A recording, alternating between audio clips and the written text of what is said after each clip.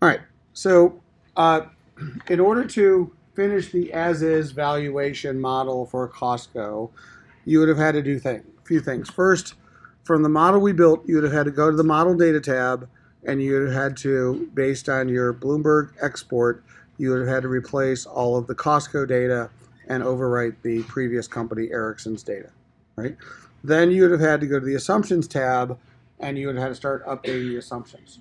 So the first assumption you should have changed was last reported year, because Costco reported on September 3rd, 2017, their 2017 year. They're now in fiscal 18 because they have a weird year because they're a retailer. They're not using December to December. So we have to switch that to 2017 from 2016. The WACC, we would have gotten off of the WACC screenshot, so 8.7%. The next assumption we would have had to update was the shares outstanding. That would have been Ericsson's shares outstanding. So for Costco, we would have needed, what was it? DES screen. So we would have needed the, where is it? 437.2. So we would have come in here, 437.2. We'd have updated the shares outstanding. Then we would have gone to the EEO screen, and we would have updated the revenue and the EBITDA for the next 2 years. So 136,897.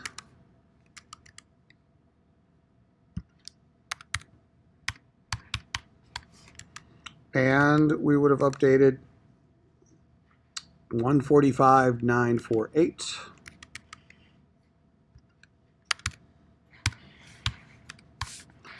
Next, we would need the EBITDA forecast, 5812.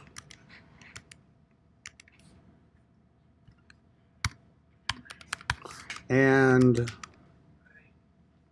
6341. Okay. And then we would have gone to the ratios. A little bit smaller. So at the time of the assignment, we were trying to get to a 159.85, so about $160 share price. And basically I said there were 4 things we needed to do. The G, the growth rate, the EBITDA, and the tax rate, kind of mostly leaving other things alone. So we would need a reasonable tax rate. The one nice thing about Costco is how predictable they are as a company. So essentially just quarter over quarter, year over year, they're pretty easy to forecast because they don't really change a whole lot. So for tax rate, we could have either used the 32.8 or we could have just taken like an average. We'll take an average of the last 6 years. Realistically, what we would really want to do is, so about 34%, but basically we'd either talk to the company, treasurer, CFO, somebody like that. We can listen to the conference calls. We can read the analyst reports. They give guidance on what their tax rate is. The analysts kind of know it. It'll show up in the analyst reports. But it's not really a big secret of what they think the tax rate's going to be. So, but nonetheless, for Costco, I'm going to skip that step in the interest of time. And also, I think because they're so predictable, I think it's 34 plus or minus 1% or so is probably a reasonable tax rate to use, unless there's dramatic changes to the U.S. tax code. But at least we can put that in here. All right, so we got the tax rate. So next we need to know the EBITDA, right? And then the margins, and then the growth rate. So here is where multiples are going to come into play. So again, I'm assuming you read the book on multiples, and I'm assuming that you're familiar with the concepts from the book, unless you want to ask. But I did put up lecture note 6, which talks about some of the summaries for the book. And so this semester, this is going to come back to forecasting EBITDA. But this semester, you're going to be responsible for 6 multiples. 3 enterprise multiples, enterprise value to revenue or sales, enterprise value to EBITDA, enterprise value to EBIT, PE, price to earnings, the PEG ratio, the PE growth rate, and the price to book multiple. Those are the 6 multiples that you need to understand. Again, they were explained in the book, so unless you have any questions, I'm going to assume you guys understand what they all mean. All right, so just quick questions about any of them? Yes? Yeah, I think we use something kind of like price to book on the part of the Ericsson analysis, but we didn't actually use it because we said value each one. So what we did is we said we used the price to book multiple to adjust the value of the non-operating assets. And we said if the price to book is 1, that means it trades at book value because it's the price divided by the book value. And so we would use the price to book to adjust it to a market price if we had a sense of what the market price is. So for example, if it paid twice book value, we change the PB to 2. Or 50% of book value, PB to 0.5, and then would adjust the valuation accordingly. But that's a good example of how we use the multiples to help us in the model. Because the point is we'd actually want to use the real world multiple as opposed to what we thought the company was worth as a better proxy for the non-operating assets. A lot of times we may not know that, but at least we're putting it in there as an ability to change. Yes. Well, what you could do is if, for example, a long time ago, I don't know if they still do, but Microsoft bought like 1/15 of Facebook. Right? So if Microsoft still owns a percentage of Facebook, we can look it up, then just take Microsoft's ownership of Facebook share price, adjust that, because it wouldn't show up on Microsoft's actual balance sheet. What would show up on Microsoft's balance sheet is I think they put in $1 billion into Facebook a long time ago. It would be worth $1 billion. So if they didn't sell it, it's obviously worth a whole lot more now. Okay? So that's the point. We could use the price to book multiple to adjust Microsoft's long-term investments. That would be one example. Okay? But for purposes of this, everything that you should have read about the multiples basically revolves around key value driver formula, which is here in the middle of the screen. So that is the key value driver formula. No plat times 1 minus growth over ROIC divided by WACC minus G. And we've been talking about it since the first day of class, but this is kind of core to valuation. Well, here's the thing. Multiples are not some alternative form of valuation. They're actually based on cash flows. It's just rearranged math. So here's the thing. To get to an enterprise value to EBIT multiple, we actually start with the key value driver multiple, and we rearrange the math. It comes right out of the book. So basically, no plat is EBIT times 1 minus the tax rate, divided by both sides by EBIT. We get enterprise value to EBIT is 1 minus the tax rate times the rest of that. So basically, that is the enterprise value to EBIT multiple. And so, what is enterprise value to EBIT? Future growth, future spread, ROIC and WACC, and in this case, future cash flow, which is pre-tax EBIT and tax rate. Those are the drivers of a multiple. Okay. Now, skip. The other derivation is enterprise value to sales. So again, key value driver formula, upper left. No plat times all that stuff. No plat is revenue times EBIT times 1 minus the tax rate divided by revenue. Divide both sides by revenue. Enterprise value to revenue or sales is margin times 1 minus the tax rate times all of that. Well, 1 minus the tax rate times all of that is enterprise value to EBIT. So therefore, the enterprise value to sales ratio is basically margin times enterprise value to EBIT ratio. Okay, so here's where it's going to help us. If I take enterprise value to revenue and I divide by enterprise value to EBIT, I get my estimated margin. Okay, so back to Costco. How does this apply? This is the nuance of the as-is valuation. Rather than just guessing, which is what I imagine most of you did in the homework assignment, of what do I think Costco's margin is going to be, it's actually hiding in plain sight in Costco's stock price and trading multiples.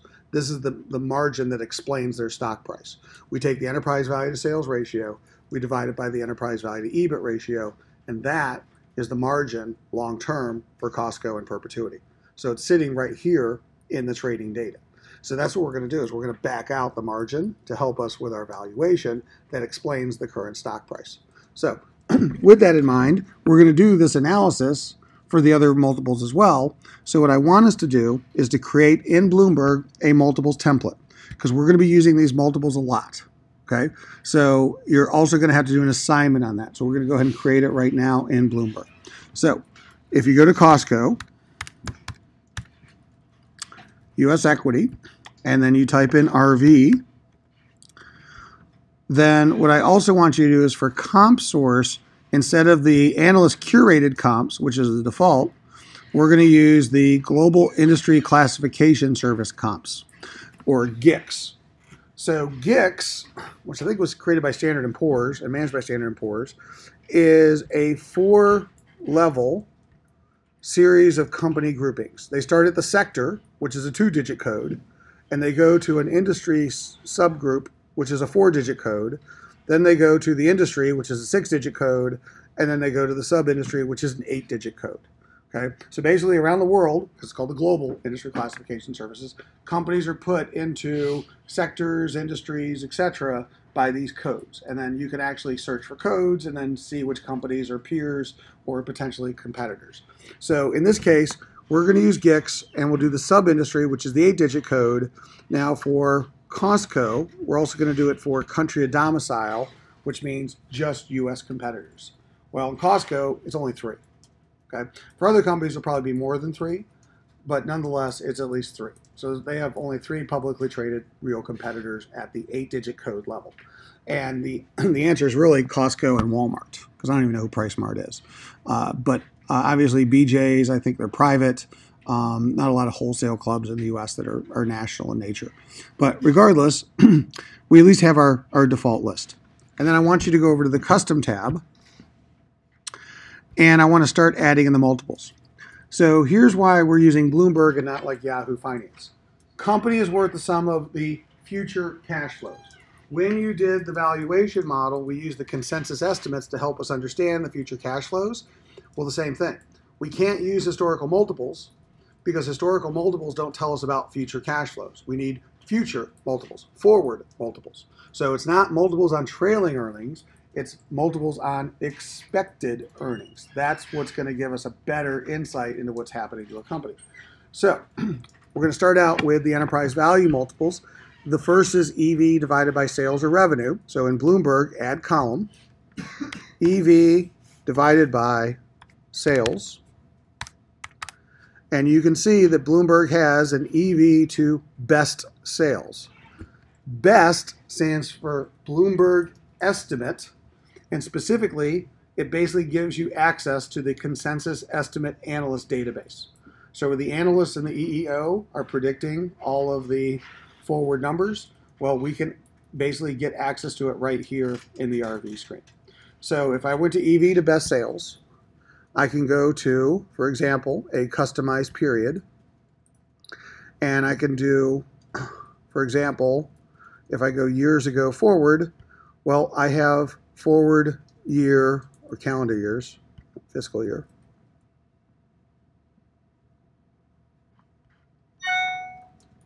I can go fiscal years forward or in the past to look at earnings or earnings estimates. Okay, so in this case, what I'm going to do, rather than creating the ratio myself, you'll also notice if you type in EV, because these are pretty commonly used, Bloomberg already has EV to this year's estimated sales, EV to this next year's estimated sales already set. So you don't have to adjust the slider yourself. So in this case, this year's sales is the first forward year, also known as FY1.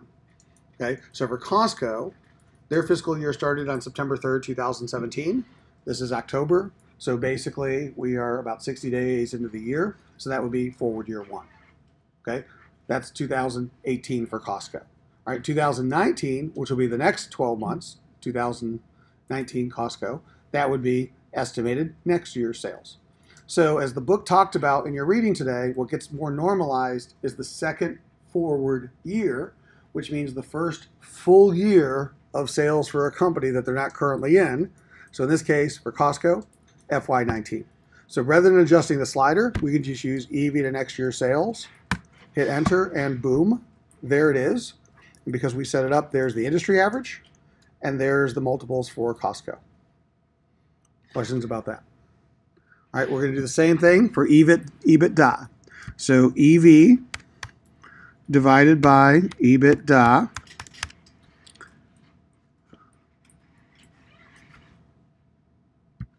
And what we want is, let's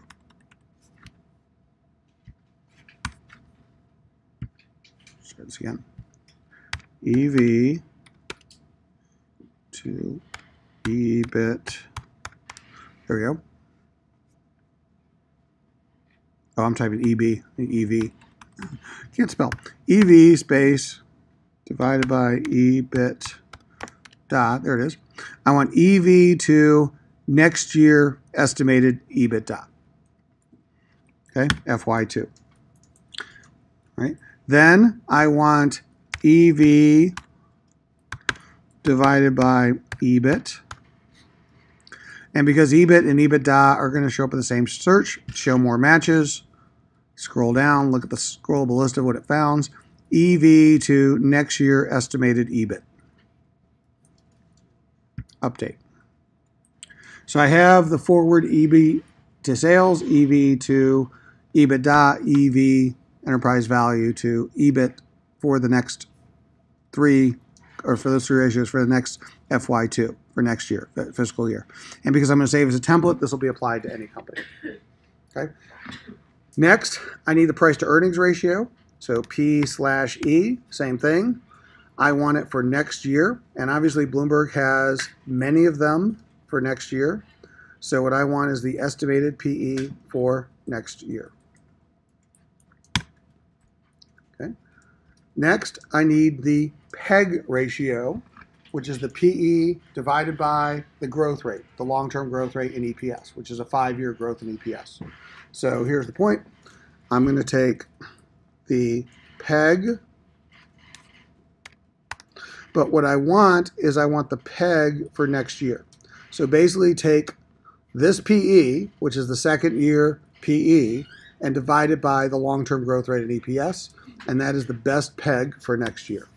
Okay, so next year's PE divided by 5 years of growth in earnings per share. That's what the PEG ratio is that we're using. Okay, we're using a second year forward PEG, not the current PE PEG. That's why you can't get this in another data source. Right?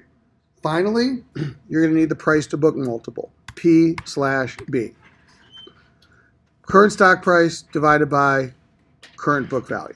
So the current one. And because we're going to be referring to that long-term growth in EPS number in our analysis, LTG, the best long-term growth EPS, which is the Bloomberg estimate of 5-year earnings per share growth for earnings per share as of 1 day ago. All right? So what that means is that the analysts can update their earnings per share estimates for a company at any time. So I want the most current analyst estimates as of yesterday for 5-year earnings per share growth. I don't want old estimates. I want current estimates because Bloomberg tracks historical estimates as well. So the LTG as of 1 day ago. So it's the most recent long-term growth rate. All right, so that's what we're going to use to calculate this PEG ratio. So PE divided by that is basically our PEG. All right, so essentially I want to save this as a template. So I'll save it as a template. I'll call it 443 multiples, and I'll save it. Now, I had previously saved it, so I'm going to cancel it, but that's basically this template. Okay? So that way it's here. So any other assignment you're going to do this semester, you're going to hit this template every assignment. So make sure you save it. Okay? And your next multiple analysis is going to be based on explaining why a company is trading at a premium or discount to the peers and to the industry average. You're going to need this template to do that assignment as well. That's next week's assignment, by the way. All right, so you will need this template. Right? Questions about this template that we just created? Okay, so next step, output Excel. Dump the template into Excel. Okay, so that is the Excel template. Okay, so here's what I want you to do. This is our model, our as-is model we're building for Costco. And at the very end of the model, the last tab is currently the enterprise DCF. All right, while this Excel file is open, take the Excel file we just exported, right-click on Worksheet, move or copy, switch it to the valuation model, scroll down, move to end, OK, and what it's going to do is it's going to put that Excel tab as the last tab in our valuation model. It's called Worksheet right now. Rename it either comps for comparables or comps, or I'm going to name it multiples. So basically, just as you exported the data for Costco and put it into the valuation model so you could do it outside the lab, you're also going to export the multiples from Bloomberg and bring it with you in the model outside the lab to help you with your valuations. Okay, so we have multiples for Costco and its peers right here in the model. And this is a tab which we will copy, paste, update, just like we did the data tab row for row. Questions about what I just did? Okay, here's why this is important. Save it so you don't lose what you worked on. All right, if I go back to the PowerPoint slide, the formula for estimated margin is EV to sales divided by EV to EBIT. So, column K1, estimated EBIT margin equals EV to next year sales divided by EV to next year EBIT as a percent. That, based on the current stock price of Costco and the multiples of that stock price, is the estimated margin for Costco, Walmart. PriceSmart doesn't have one because it's missing an EV to EBIT, but basically for the industry that it's in. And more importantly, this for Costco is the estimated margin long-term for Costco. That's the operating margin or EBIT margin, 3.26%. All right, so the reason why we did all this work is over here in our ratios. That is this line. Operating income or EBIT divided by sales. See, that for the Costco, we know is 3.26% or 3.3. That's what the market is using based on the current stock price for Target or for Costco as basically the operating margin. It has to. That's the only way the math works out. Everybody see what we just did? So on your assignment, you had to play around with margin and you had to play around with growth rate that you did when you first did your assignment. And that's okay because you probably didn't get this exact margin. Because my guess is to get to the Costco share price, you probably raised the margin, right? But that's the question. Do we raise the margin? Do we raise the growth rate? Well, it's going to be one of the two. Well, here's the thing. Based on the actual trading data of Costco, we know that the margin's not all that different than what it is right now. So really, to get the higher share price, we actually had to raise the growth rate. And that's what's important about the actual analysis. So I'm not going to tell the TAs to penalize you on the grading of the assignment you just did because I needed you to plug and chug, right? I needed you to a very complex model to A, build it, and B, play around with it by making some what ifs and seeing what happened. And that was okay. But now, going forward for the rest of the semester and for your group projects, the world's about to change because now you have to put in things that are more realistic. And so in order to figure out what's more realistic, we're going to look to the real world. So for Costco, what's more realistic is the market's actually using in 2023, the perpetuity formula, that number is 3.3. In our model, it's 3.2. So the question is, how do we get this number to be 3.3? Well, if you look at it, we can't change this because that's not a yellow cell. We said we're not going to change anything that are white cells. So the two above it, EBITDA margin and depreciation, create this. So this EBITDA minus depreciation equals EBIT margin. So I change one of these two. Okay. Now you'll notice that Costco is pretty predictable and the depreciation rates don't change. So what I really want to change is the EBITDA margin. But that leads to another problem. And here's the problem. All these depreciations are zero, which doesn't make any sense. Costco wouldn't have zero depreciation in the future. So they had depreciation and then it mysteriously disappeared in 2017. So there's obviously something wrong going on here because they wouldn't have zero depreciation. So cell G7 refers to income statement G9, which is the 2017 depreciation. which after $1.2 billion goes to 0. Well, that doesn't make sense. Which comes off the Bloomberg data export of 866. So model H66. Here's depreciation coming from Bloomberg. 6 years of historical data. Bloomberg had 0 for 2017. So here's where I told you earlier in the semester, you have to use common sense, right? Because this is where the real world is impacting us. Costco's year ended on September 3rd, which means I just gave you this assignment in early October.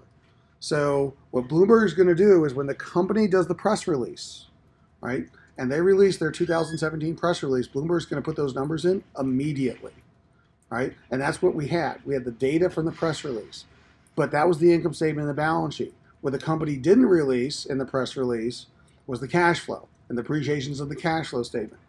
Last week, when we did our assignment and everybody created this file, the cash flow data had not been publicly released. What's interesting is as of this morning, it's there. So I'm guessing that Costco filed their 10K or 10Q sometime Friday or this morning. In the real-time nature of Bloomberg, if we go to Bloomberg and we go back to FA,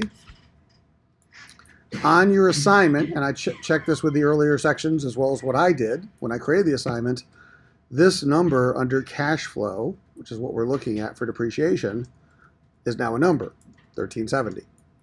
See, when we did it last week, it was 0, and it wasn't because it was 0, it's because Bloomberg was missing the field, and the real-time nature of Bloomberg, in fact, if we click on it, we can see that Bloomberg got this from the 10K. And the 10K was filed on whatever date it was for September 3rd. It was probably literally filed within the last couple of days, probably Friday or even this morning. So that's what I'm saying is that now that the 10K has been filed, Bloomberg is updated with all the data. So, yes. And what's the timeline? So they have the earnings call and then they do 10K like a week later? No. What they'll do is a company has 30 days from the end of the quarter and 90 days from the end of the year to file a Q or a K. So at the end of the quarter, so at the end of the year, September 3rd, they have 90 days to file a 10K. So what a company will typically do for the earnings call, so let's go to event, EVT. Costco's earnings call was on, you can see it right here,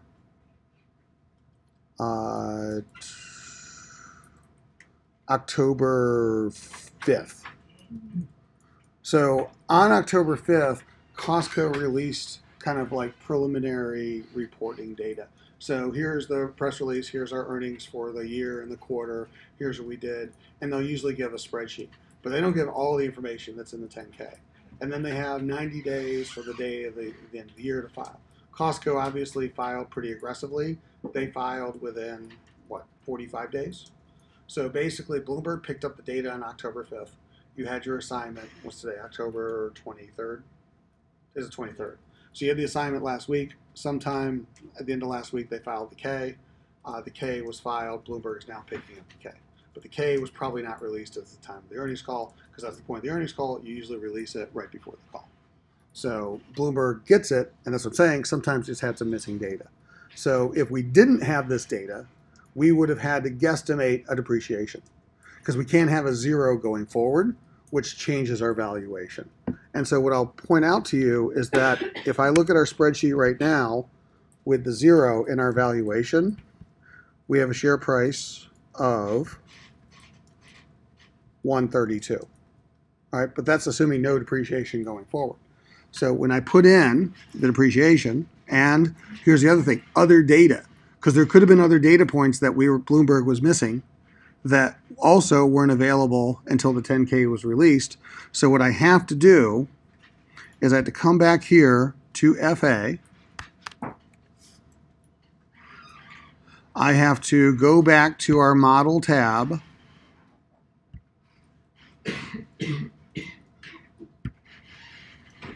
I have to then re-output to Excel that template.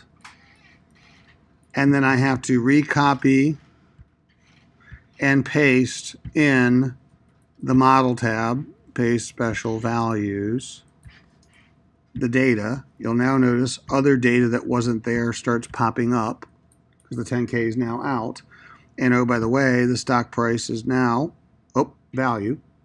Where did I screw up? I forgot the dashes. So I've instructed the TAs to give me a 0 in this circumstance, right? Because you can't have a model with errors in it. So thank you for, I make mistakes too. So that'll penalize my semester grade. So copy the dashes, edit, find the dashes, replace with 0, replace all, close, copy,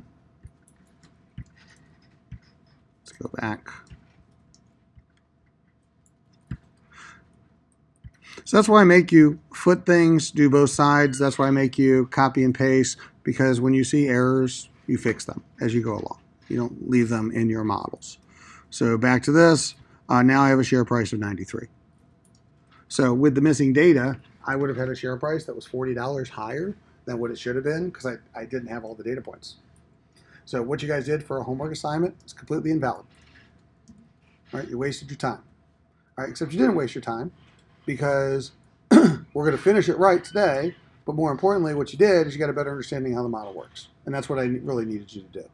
I needed you to understand how to put data in. I need you to understand how to change things. I need you to understand how things as you change ultimately change. But going forward, you need to do what I just did because we have to deal with the real Costco data.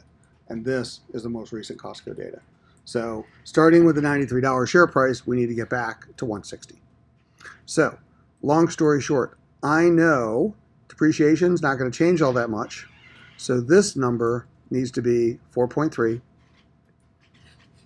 by 2000 and 4.26, and it's already 4.3. So basically, I don't really need to change this unless I want to make it actually type in 4.3. Copy and paste it down. Oh, sorry, I want this to be, 4.4, which makes this essentially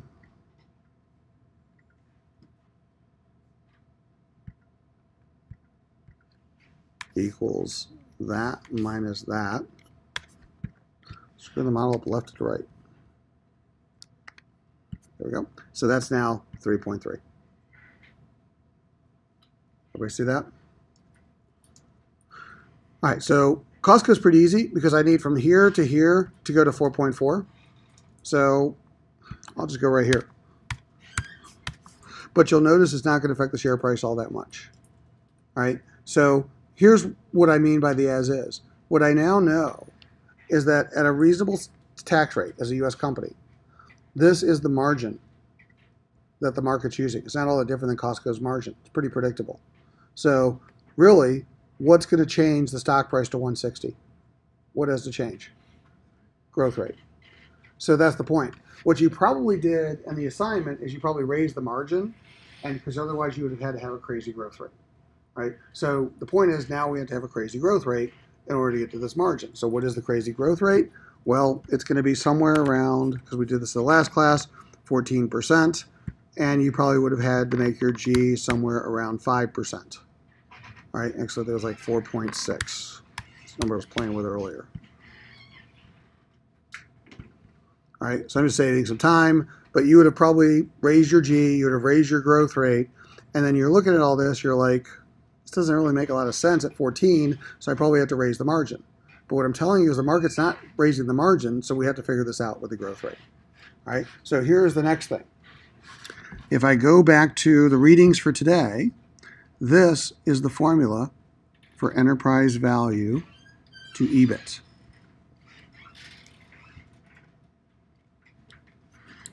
And what's in this formula is tax rate. Well, we kind of know that for Costco. Proxy for ROIC. We have an idea what their future ROIC is. WACC, we know their WACC. EBIT, we know their EBIT. So the only thing we're really missing is G. So what we're going to do is we're going to solve for G. Now, those of you far more mathematically sophisticated than I can rearrange this formula to solve for G. Or we could just put the formula in and basically just iterate to get a G. But that's the point. Just as the market gave us the estimated margin for Costco, the market is also giving us an estimated G for Costco based on their current share price and multiples. So that's the point. We're going to get a G, which means what's going to be left is the revenue growth rates. So we're going to kind of back into that as part of the as is. So what do I need to know? Well, I need to know the tax rate. Well, we already have the tax rate in my model. I need to know the ROIC. So let's go to the Assumptions tab. Here's the model. Okay, so on the assumptions, what I need is I need an enterprise value to EBIT multiple for FY2, and I need the model, and then I need the sort of current. Now I'm going to make the current cell yellow, but that is basically, from the multiples tab, this number, F3, 1504. That is for enterprise value to EBIT, the next year's current estimate that we just took out of Bloomberg 20 minutes ago. So they're trading at 15.04 times EBIT. Everybody with me? Okay. So using this formula,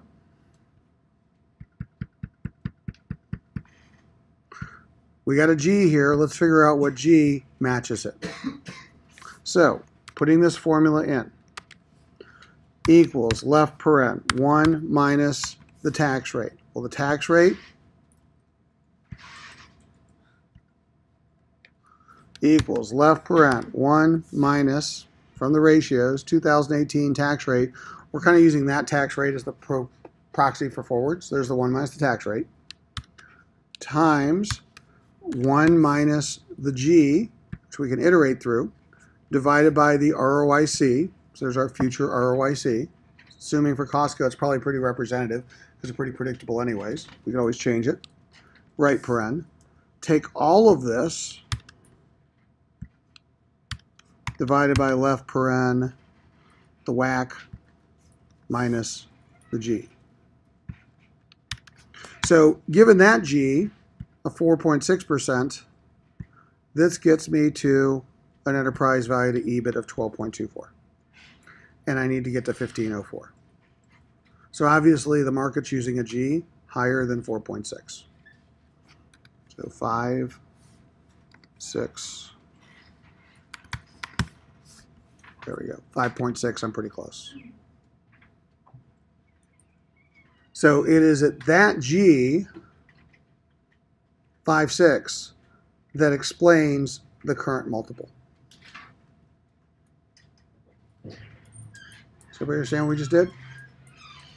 Assuming that the ROIC stays about 19% going forward, assuming that the margin and tax rate are basically what they are to get us the no plats, everything else. So, and assuming that the cost of capital is right, that has to be the G. So, that stock price is 193. So obviously the market doesn't expect Costco to grow at 14. What if we made it 7?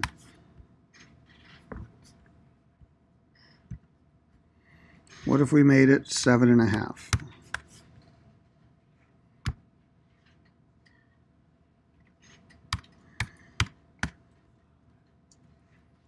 There we go. 7.7. And I pretty much explained their stock price on that day, as is valuation. So here's what we did in the as is. By looking at the actual multiples, the actual stock price, real world data, forward data, we have a much better sense of the assumptions the market has to be using to justify Costco's stock price. That's somewhere around a 34% tax rate, which seems pretty reasonable for a US-based company, right? We have somewhere around a margin, which, given the theory, The enterprise value to sales divided by the enterprise value to EBIT has to be the margin that you use in perpetuity. So we get to that margin, and it's already pretty much the margin Costco is trading at. So the insight we're really getting is that the market assumes that Costco's margins, which have been very predictable for the last 10 years, are not going to really change much in the next 10 years. Which then leads us to, okay, growth rate. Well, U.S. is growing at 2%, GDP 2 to 3%. Costco's, obviously, they must believe for whatever reason, it's going to grow a lot faster. So what is Costco doing, that's causing them to potentially grow faster? Well, maybe the market thinks that e-commerce is going to be big for them and another platform for growth. Maybe there's international expansion opportunities. Maybe there's some other things going on. We did eventually figure that out, but nonetheless, we have a G, and we know that they're going to grow high single digits going forward. So that's what the market's thinking to justify the current stock price. Notice, I didn't say I agreed with any of these assumptions at any point. That's the difference between the as-is and the target. Okay? The target is your opinion. The as-is is a justification of the current stock price based on the math. Now, most people skip this step. They go straight to the target. They don't do an as-is. This is something I'm making you do, but a lot of people don't. But I think there's a lot of benefit in doing the as-is for reasons that are now hopefully apparent, because we have a better sense of what is realistic as opposed to what you did on your assignment, which was more of the dartboard guessing game. And I'm telling you, a lot of the analysts do the dartboard. They just go right to the, I think it's going to be this margin, I think it's going to be this growth rate, and here's the stock price that's churned out. I'm not saying that they're not pretty sophisticated at how they do it, but I think as a process, starting with the math, backing out the stock price, and then it just becomes a question, do I agree or disagree? All right, because then my agreements or disagreements change the ratios, which create my own target stock price. Right? Questions about anything we just did, or why we did it? Yes? When you did the as-is it important to start with the like CD growth rate before the revenue growth rate? It doesn't, yes. I was going to say, it doesn't matter. You eventually have to do the two, but here's why I think it's better to start with that, is because you'll notice in the enterprise value equation that we did here, which comes from the book, this derivative, that revenue growth rate's not in here. So what I'm really trying to do is I'm trying to say, all right, let's quantify the things we know, because that's the point. If I can get a G, right, and if I can get a tax rate that I think is reasonable, either from the company or filings or whatever, and then if I can kind of get a margin that the multiple markets tell me, the market isn't telling me revenue growth rate other than a couple of years, so it kind of helps me fill in the blanks of years 3 through 6 growth rate.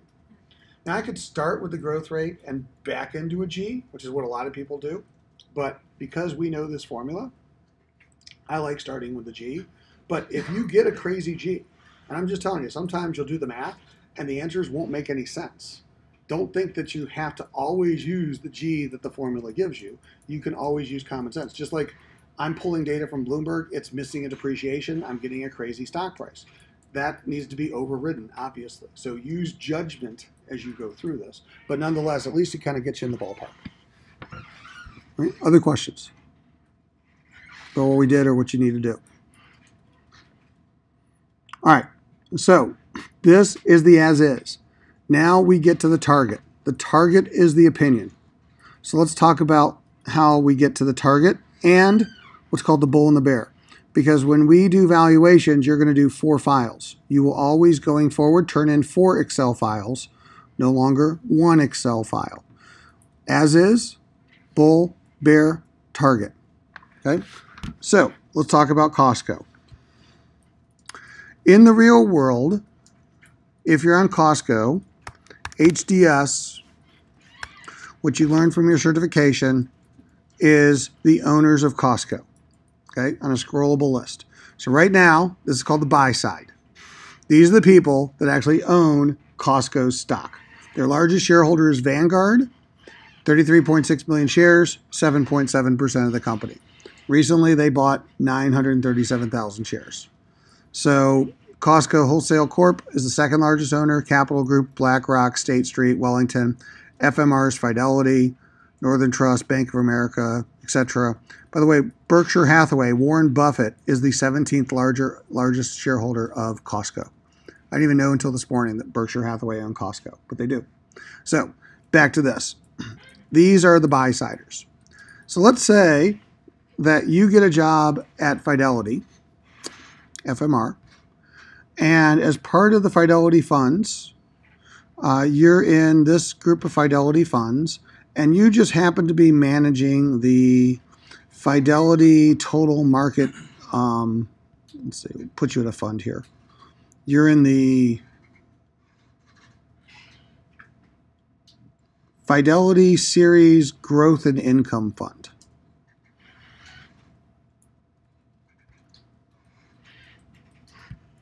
Just make it up. All right. By today's standards, this is a tiny fund. All right. So that's probably where they'd start you anyways. So this fund only has $12.5 billion of assets under management as of today. But it's got 200 stocks in its portfolio as of today. And you can see the list, their largest holding being Microsoft, Bank of America, etc. And you can see the 15 sectors. These are the GICS sectors, right? So basically, that's the point. There's sector rotation. I'm selling financials, I'm buying tech stocks, I'm buying more healthcare, right? And then the companies that I own. So here's the point. I am the fund manager for this fund, hired by Fidelity to manage the fund. How do I keep track of, even in a small fund by today's standards, 200 companies in 15 industries and all of their competitors all around the world? And the reality is, nobody can do that. Even if I hired a couple of smart analysts, as a team, there's no way we're going to keep up with all of this information. So, the buy side, to help us, relies on what's called the sell side, ANR. Those are the banks. This is the role of sell side research. So for Costco, it's these 30 people who work for the banks that write the buy, sell, hold opinions.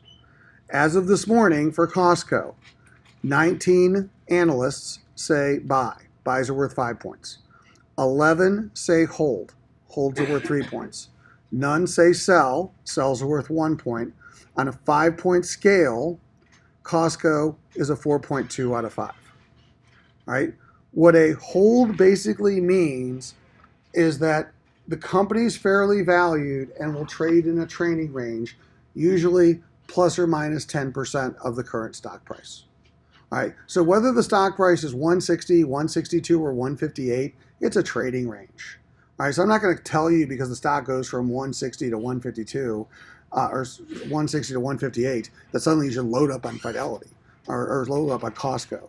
But the point is that so plus or minus 10% is typically considered a hold. More than 10% is a buy, and less than 10% is a sell.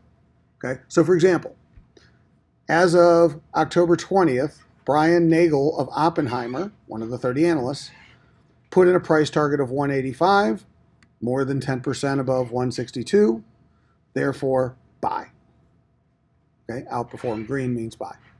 Okay, and by the way, these analysts are changing their price targets all the time. So here's his price target history over time. So October 20th, he was at 185.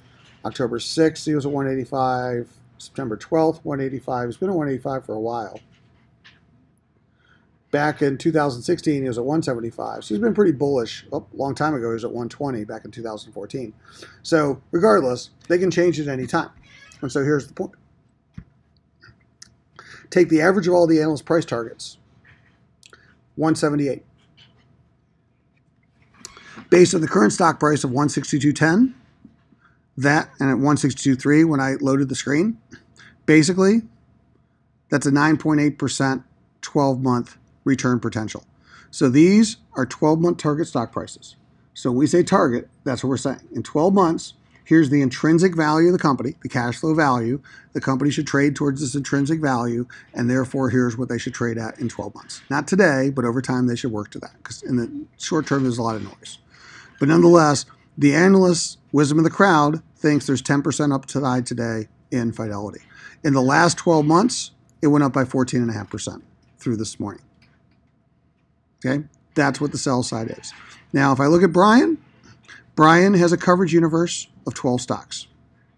His entire life, is know everything you can about those 12 companies. So here's the point.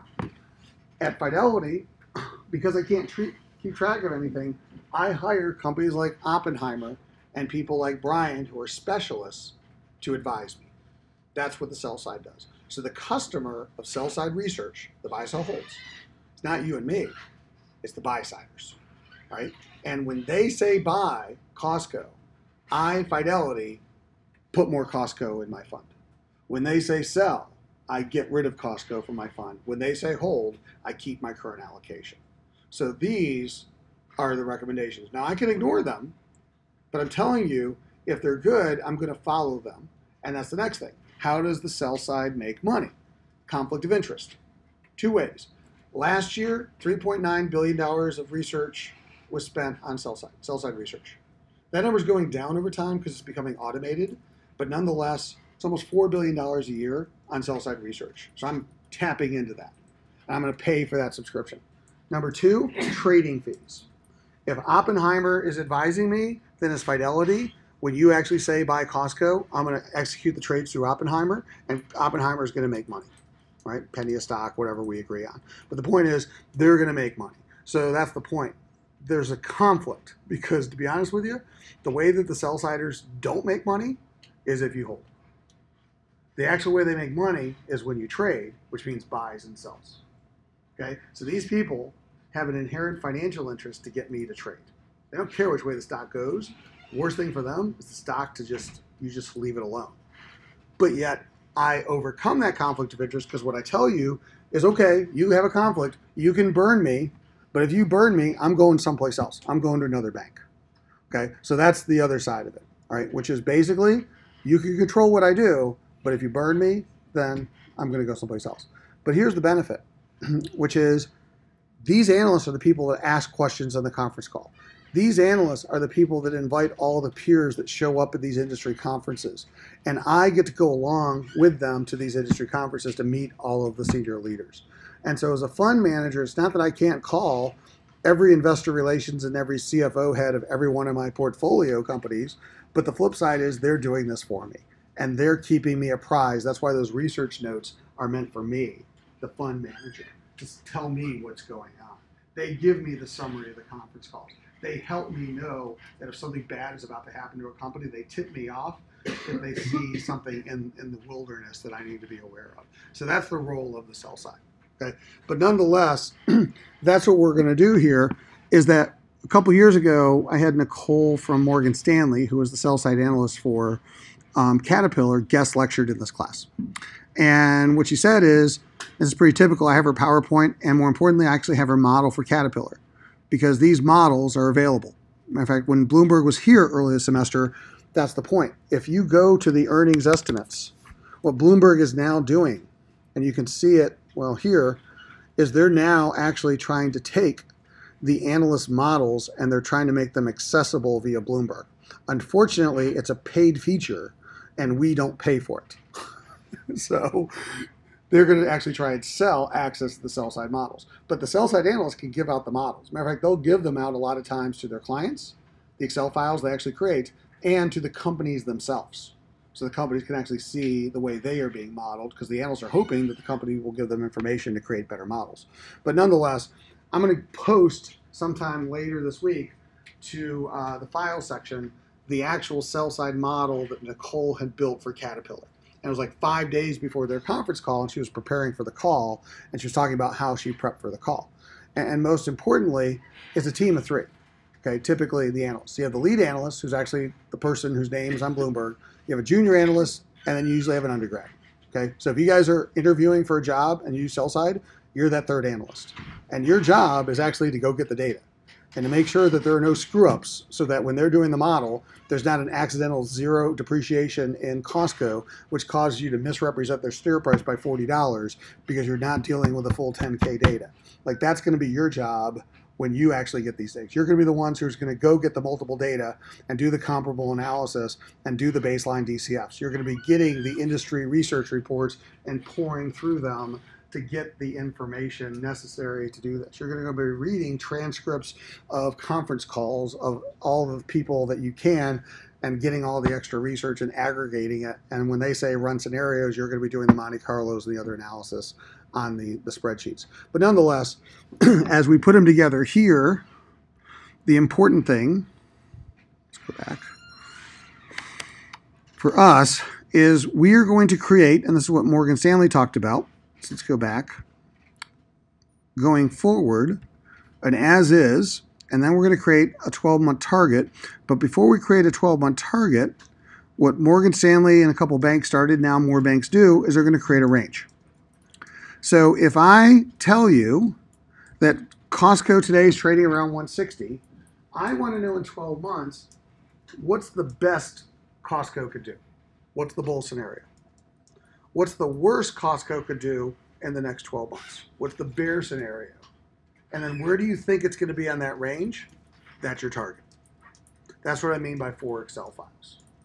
So just in your own opinion, I'm sure some of you shop at Costco. I'm going to go get gas there later today. Wait in line with everybody else because they have the cheapest gas in the area I live in, Maryland, by far. But nonetheless, just out of curiosity, what could cause Costco to do really well? Which means if in our as is, we think Costco is going to have revenue growth of about 7 to 8% a year, what could cause Costco to grow a lot faster than this? What could be part of the bull scenario that says, here's a catalyst that could cause Costco to grow a lot faster? What do you think? What do we know about Costco? They have lower prices than grocery stores. Okay. Potentially lower prices to drive more volume, but their prices are already pretty low. You can see the margins here. So that's potential. But I'm saying something different that might be not as expected that could really be an upside. Yeah. They may have higher labor costs, but they also have better quality of employees. I'm talking about revenue growth. Before we get to cost, just revenue growth. Yeah. If they take away the requirement for membership. So maybe what they do is they say instead of the whatever it is member model, we're going to actually just let anybody shop here at our low prices. And then you have to off-weigh how much margin they get from that, but maybe they get a lot more revenue growth. So there's a good one. Or more realistically, anybody see what they did about home delivery? Costco is testing home delivery. They're increasingly trying to do Amazon-like stuff, right? So what if their home delivery, 2-day delivery, e-commerce stuff is far more successful than what we thought it was going to be? So therefore, they become a much more realistic Amazon competitor and get into e-commerce where they've historically been more of a store-based thing. And so they get a lot more sales than 7 or 8% because now they're tapping into the e-commerce space that they weren't before. So I'm just saying is that we want something that's semi-realistic that a company might be dabbling with. And if you're paying attention to Costco, they're dabbling with home delivery.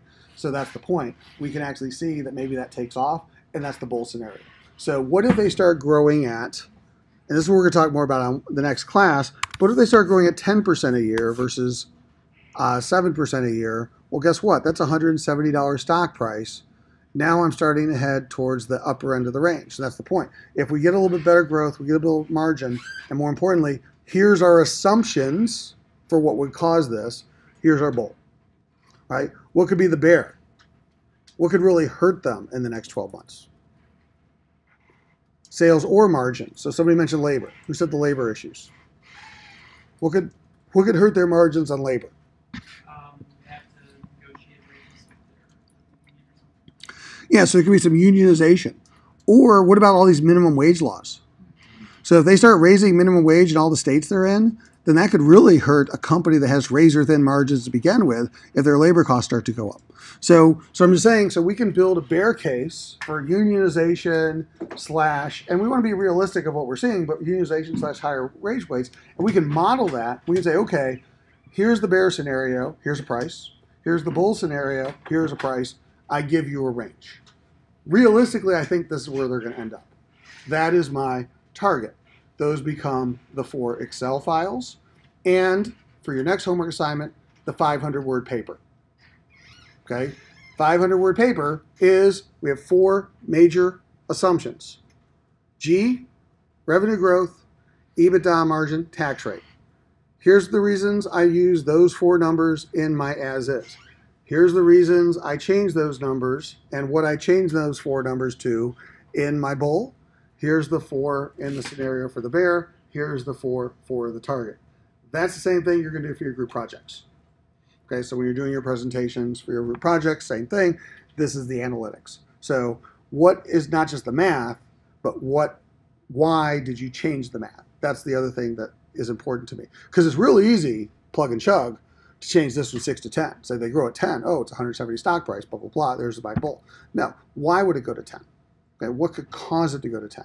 That's what separates the better analysts. Because if I'm Fidelity and I'm actually reading your research, I just don't want to see 10%. I want to know why it's going to go to 10% so I can make an evaluation to think about putting Costco, my portfolio, much more subjectively to understand, oh, well, here are some of the issues. What do I think about these issues? They've thought them through. I believe this valuation. So bull, bear, target, as is. Repeat. Questions? All right. I know that was kind of a long way of getting to the as is of Costco, but this is kind of core to the model. And pretty much this model that we just completed is the model. Like now we've put in here the multiples, and we'll do multiples analysis in more detail than what we just did on Wednesday, all right, which is going to be part of another upcoming assignment. We also went through how to get the data from the multiples and use that to create a more realistic as is, and then to put the data in from Bloomberg that actually helps us with the valuation. So to some degree, we are, and I don't think we're going to change it all that much, 99% of what's done is this model that we've now finished in class today is the model that you'll be using for your group projects. And we're just going to iterate through this and practice multiple times coming up. But nonetheless, this is where we're going. Questions about any of this?